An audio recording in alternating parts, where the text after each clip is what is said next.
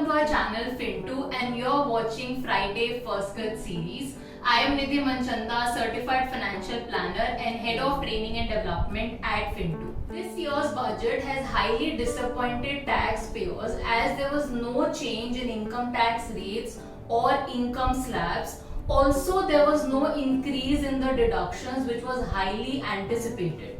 Although Finance Minister did not announce any big major tax relief for the taxpayers, but there were still few tax related proposals which were presented. So in this video we'll discuss the same. So let's start.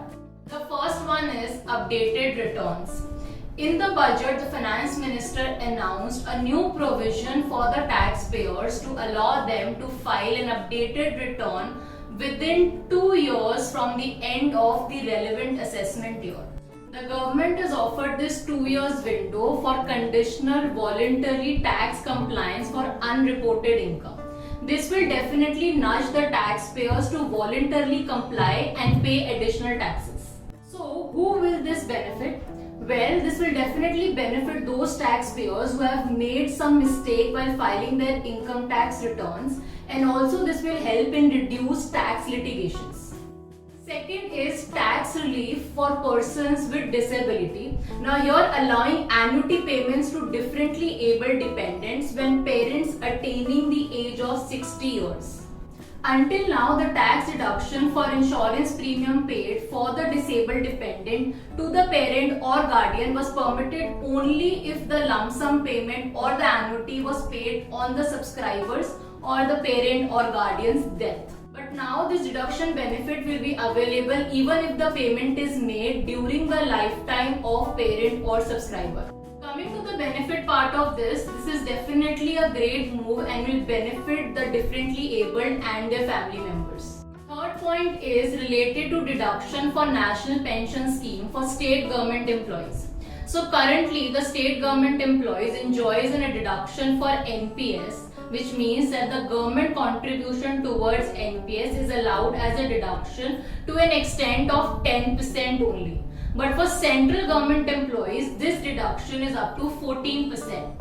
After this proposal, even state government employees will enjoy this benefit of up to 14% deduction, which is in par with central government employees. So definitely this move benefits the state government employees. Also, please note that this is not applicable for private sector employees or contributing towards NPS. Fourth is introduction of digital currency by RBI using blockchain technology.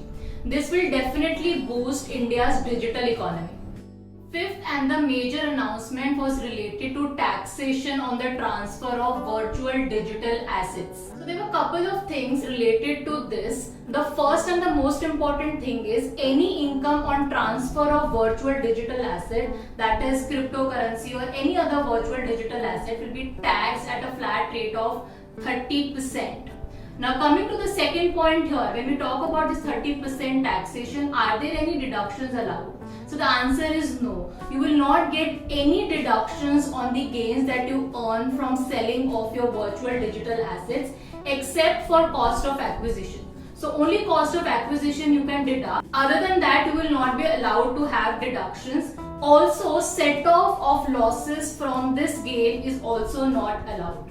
Also, loss arise from the transfer of these virtual digital assets is not allowed to be set off against any other income. Another important point here is that TDS will also be levied at 1% on the transactions on these virtual assets like cryptocurrencies or any other digital asset.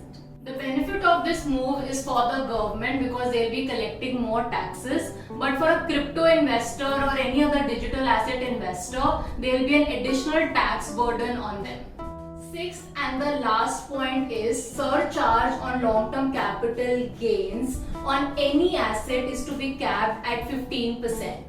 Till now, it was applicable only on capital gains from listed equity shares or equity mutual funds. This means that the surcharge on long-term capital gain tax from unlisted shares, property, artifacts is to be capped at 15%, which was earlier in the range of 25% to 37% based on the income slab of the taxpayer. So who will this benefit? So this will benefit the startups and also people holding ESOPs of unlisted companies. Please note that this proposal will benefit only those with an income of 2 crores and above, as the surcharge applicable on the income below this level is already at 15%. So these were some of the tax related changes proposed in the budget, and definitely it was not as per the expectation of a common man. For any further query related to taxes or finances, feel free to get in touch with our finance and tax experts. And for more such videos, do subscribe to our channel.